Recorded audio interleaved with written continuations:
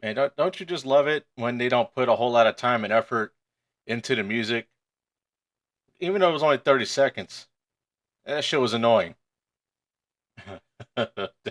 Well, welcome back to Memory Lane, and this week our destination is Arch Rivals. And in my opinion, one of the best arcadey like basketball games that is not NBA Jam. All right. Now, as some of you may know, Arch Rivals started in the arcades before it hit the home consoles, just like a lot of the other classics did back then. And this was a good two-player side-scrolling basketball game to where you didn't have to like basketball to like this game.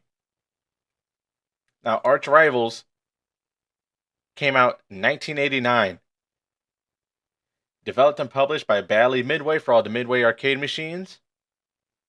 It was considered a basketball brawler. So it kind of sort of had its own genre, other than, arcade sports and co-op and whatever. It is the second ever basketball game made by Midway.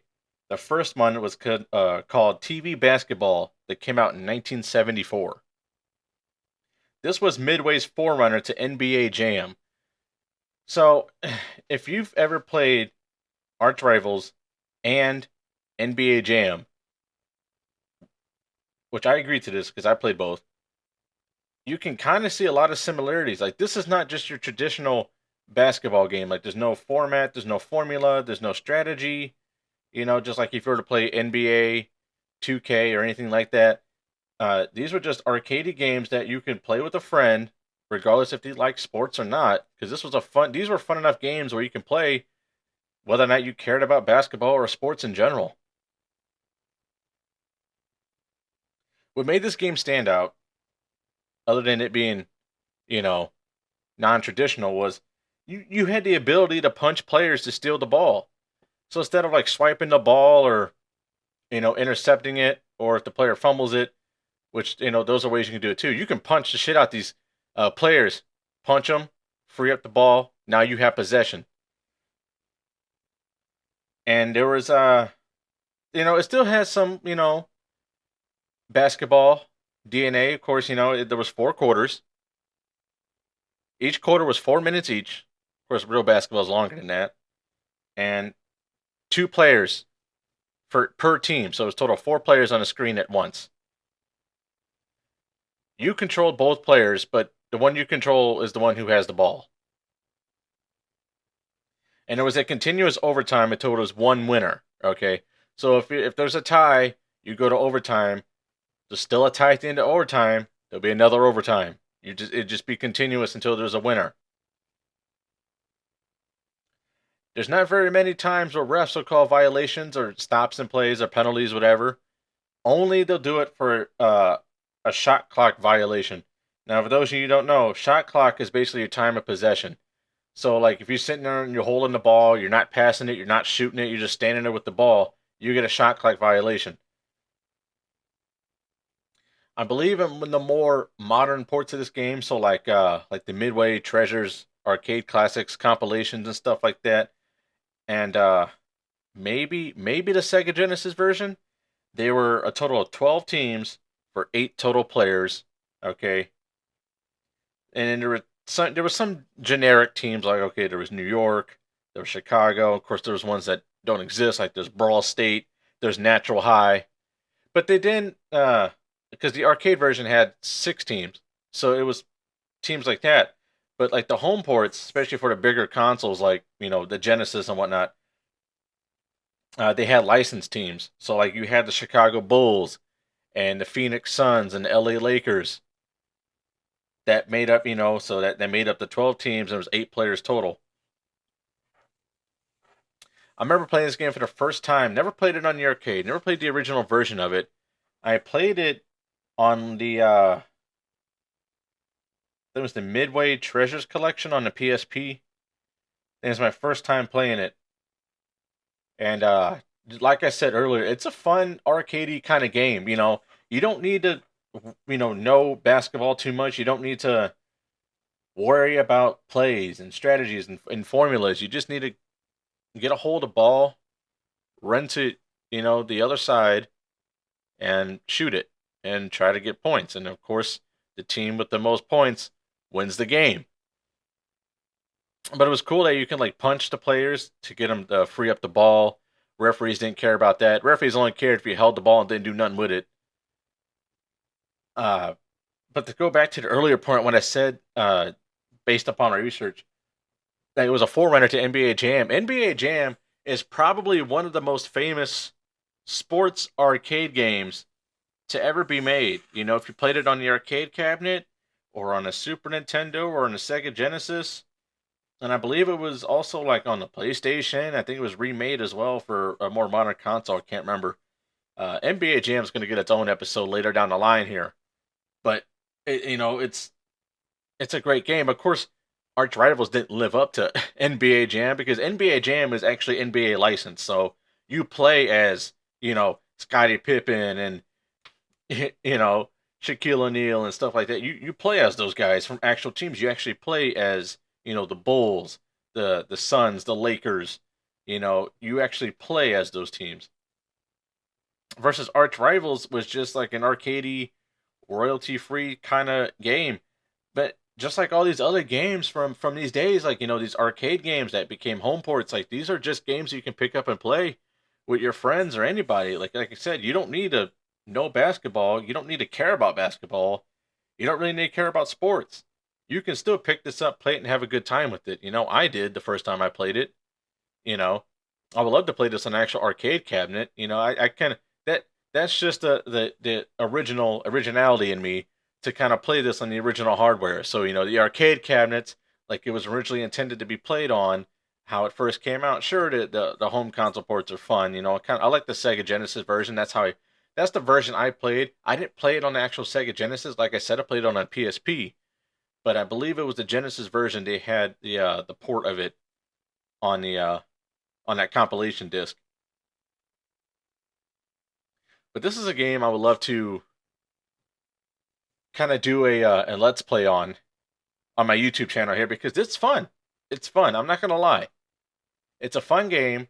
Has annoying music, just like a lot of these games did. Within 30 seconds, you're gonna have to mute the damn TV. Well, I don't know. That's not true because I don't think they play music like that during gameplay. I think they just play it during like the selection screens and all that. But once you're actually in the game, I think you hear game noises. So like the people cheering, the ball bouncing, the players running, the ref blowing the whistle. I think that's what you hear. I've only played it a couple times personally, but I think I should give it its flowers here on this podcast because I mean, not really many people think about it. Like I said, you think about this type of game and this type of style, you're automatically going to go to NBA Jam. That is that's the goal for a lot of games like these, especially back then, the late 80s and early 90s when, arcade gaming and home console gaming were neck and neck and, who got the most plays, because 1989, like we were kind of at the end of the NES life cycle. Super Nintendo was a year away from being released, so I don't think that I mean there is a port of this on the NES. Don't remember if there's one on the Super Nintendo. And before I get any further, I couldn't find how much money this game made. I've checked like four different sources to find how much money this game made and compare it to NBA Jam, and I could not. All right. And I'll tell you how much NBA Jam made on the NBA Jam episode, but I'm telling you, that probably isn't a small number. That game made money. We can all tell that that game made money. This game here, Arch Rivals, probably made nowhere near that much. They probably didn't want it. They're probably too scared to share how much money this game made on its initial release within its first year. but it's I this is a game. It personally, I feel like it should be either remastered or brought back. Like I would love to see. Like there's a lot of indie developers out there right now. I would love to see this come back and play it on the Switch or the PlayStation or the Xbox or even on Steam. Because like the graphics, they can a lot of these people who make these indie games, especially side scrollers and stuff, they kind of look retro. They kind of took it to that retro style, but you can still tell it's modern because how clean it looks. I would love to see this revamped in HD with in 4K and stuff with the modern graphics and modern technology. With modern gameplay on modern controllers. Like I would love to see this game brought back. It's a fun one. I like it. Like you don't. I'm gonna keep stressing this. Like you don't need to care or know enough about basketball to have a good time with this game. This game is a good time because a lot of these arcade games are, and a lot of these arcade games are brain rots and time burners and pick up and play style games. That's kind of what got them the attention in the first place. Especially at the home ports, home consoles. It's like all right, well, especially if you're a kid, it's like all right, well, shit, I'm up early. I ate breakfast. I'm ready to go. Another 15 minutes till the bus comes. Well, let's play a little. Let's play a round of Arch Rivals. A lot of these games back then had that flavor. You know what I'm saying? Just that taste that you needed. To where like you don't need to wait forever for it to start up and to get going. You didn't need to have a story or anything to follow it. Like you just put it in, turn it on, and play it. And Arch Rivals was a game that was able to do that because there was no storyline, there was no nothing. You pick your team, and then you get your opponent. You got your two players to get their two players. You got the basketball. Go shoot some hoops. Boom. All right. Oh, bus is here. Turn it off. Don't need to worry about saving progress or nothing. You know, just a simple exhibition match between you and one other team. I personally, I mean, they still do make games like that, but it's like I kind of miss stuff like that where we had time, where you got up early enough, you had time to get a little bit of gaming on before you go be bored in school. You know, to me, I can't do that. I wake up, I get dressed, I go to work. That's it. That's it. There ain't no time in between. I'm not going to purposely wake up early to come down to my game room here to turn everything on just to turn it off in 10 minutes so I can don't be late to work. Because this time I have to drive. I have to deal with traffic. No one's driving me to work. I don't even know what the hell I'm talking about. that's that's memory lane. This podcast. I'm telling you, I'm stressing it's mediocre. I don't care. I'm having my fun here. You have a lot of fun playing Arch Rivals. Talking about it kind of makes me want to play it now. Just like a lot of these old arcade games, there's not a whole lot to talk about other than about what it is, what you do, and whether or not it was fun. Oh, and whether or not if it was one or two players. Some of these arcade games got up to four players, like the Simpsons arcade game and stuff, or Ninja Turtles or X-Men. But there was no such thing as four players on a home console until Nintendo 64. Well, I don't know. Was there such thing as a multi-tap for the Super Nintendo in Genesis? I don't remember. I know there wasn't one for the NES. NES is about as retro as it gets when it comes to home consoles. Sure, you get the Atari, but it's a lot of people don't think retro for Atari. They start at the NES. Some people do. I consider Atari retro because it's retro, but it ain't this. Certainly ain't no Arch Rivals on there. No, NES is where you get the first home port of Arch Rivals. But the Genesis, I've never seen the NES version graphic wise, but the Genesis version looks beautiful. And like I said before, let's kind of bump it up, put it on a monitor, put it on Steam, put it on PS5, let people play it on their fucking 4K monitors and HD TVs. Watch the colors of these things blow up and get beautiful. I would love to see this come back. I'd love to see NBA Jam come back. I'd love to see them both come back. Let's keep the preservation alive. Let these newer generations of gamers experience what the generation before me experienced. Because like I said, I started on a Super Nintendo, but that Super Nintendo was a hand-me-down. The PlayStation 1 was in full effect. Couldn't afford it, but we had a Super Nintendo that was given to us. Didn't have NBA Jam on it, but I did play it on the Genesis long ago. But let's compare. Let's just compare, like, show the retro that, and don't call it retro for kids because, like, oh, it's an old game. But if everything's getting fucking remade now, how many times has Resident Evil been remade? Silent Hill, Crash Bandicoot, Spyro, of course Mario. They kind of Mario game's a little bit different, but they kind of kept the same formula. I would say the same thing about Sonic, but never mind with Sonic. They kind of fucked that one up. But but this is simple. You don't need a whole lot. And shit, with the technology now, you can have more than two players on the screen. Each team can have at least four players on the screen at once, maybe five. Because it's not being put on an arcade cabinet. Let's just arcade one up. But, put it on a, put it online. Have people play online. And try to get points across the world and scores, just like they do with that real NBA or Madden or any other sports games. But these arcade sports games out there and have people play online and let loose. Shit, to me that sounds like great. This will probably make some good rankings online, because there's a lot of gamers from back then that are now in their 40s, 50s, 30s that still game and go online if they want to and compete with people against the world. Because eventually playing with the against the AI against the computer, that's going to be a little boring. Because once you kind of figure out what they do, then you can beat them no problem. But then you want to play against a real person with a different strategy. Couch co-op is still fun, but it's not as often as it used to be. So, create arch rivals on a newer console. Do have online access and do online multiplayer. You versus someone else from anywhere in the world. I personally think that would be pretty cool. I'd do it. I don't do online much. I personally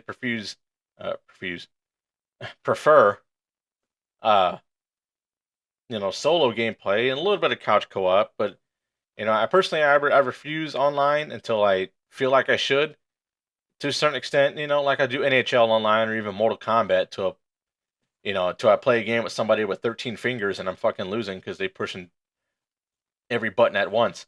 But our arch rivals, you don't need to know all that. Shit. It's a game that came out on arcade. They had a joystick and two buttons. That's all you need to know. Pass, punch, shoot. I'm sure the pass and punch button were the same. If you didn't have the ball, you punched. If you had the ball, you passed. I think that was the same button, and then was a button for shooting. I don't remember if there was a sprint. I think you automatically just ran, but I don't know. I don't remember if there was an actual sprint to make you run faster. I think you just kind of kept all the same pace and just shot the ball whenever you decided to shoot the ball. But this game didn't have a whole lot to offer. I think that's kind of what made it fall to NBA Jam, because especially if you do like NBA Jam Tournament Edition, there was some extra content in that. Arch Rivals didn't have all that. It kind of just kept the same style, the same look, the same everything, except, just a touch up on the graphics, you know. But there wasn't a whole lot to do, if you weren't playing with a friend and you already beat all 6 teams or all 12 teams, whatever version you were playing, and you kind of had it, Like, other than that, the only reason to play the game is just to burn 5 minutes. Like I said, there was no story, there was no campaign, there was all exhibition matches. I don't know if there was a season mode or not. I don't remember, but I doubt it because it's an arcade port. But I want to do this little short episode to kind of give Arch Rivals a little bit of attention here, because if somehow, some way some indie developer hears this and like, you know what, that's a good idea. Let's bring this back. Well then shit, I willed it into existence. Arch rivals. Oh man. I'm gonna go ahead and do my plugs. I'm gonna head out.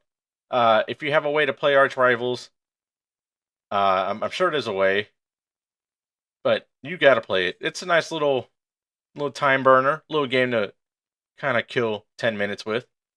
It's fun. Try it out. You gotta try it, man. If you like NBA Jam, you'll like this. There's no doubt about that. Anyways, follow my socials, Facebook and Instagram at Kevin Gill Gaming. Follow my subreddit r r/ gaming memory lane, and my YouTube. I'm gonna shout out my YouTube. Shout out the fan base I have over there, man. I'm seeing the comments, I'm seeing the likes, I'm seeing the love. Got well over 100 subscribers now after just passing 100, I think a week ago, or maybe a week and a half ago. I think it's just cool. There's a lot of people that enjoy the same thing I'm doing. Sure, it's all gaming. We're all nerds one way or another, but it's nice to know that there's just people out there that like it the way I do it. And that's just cool. Same thing with the podcast. I think we just broke, at least on Spotify, we broke over 300 uh, streams and downloads, and I think Apple Podcast is not too far behind that. I think I get more views over there on Apple Podcast, but it's just the way that the setup is to read your analytics is a little wonky compared to Spotify's. But that's cool, man. I love the love, I love the appreciation, and I appreciate the appreciation. Be sure to follow, leave a rating. I never asked for that. Leave a rating. Because the more ratings a show get, the more views it gets, especially if they're good ratings. And I also never really said this either. Check in the description of the podcast. You'll see the links to everything I'm talking about here. My YouTube, my Facebook, Instagram, Reddit, all that stuff. There's links to all that down below. All right, y'all. I'm out. Go play Arch Rivals.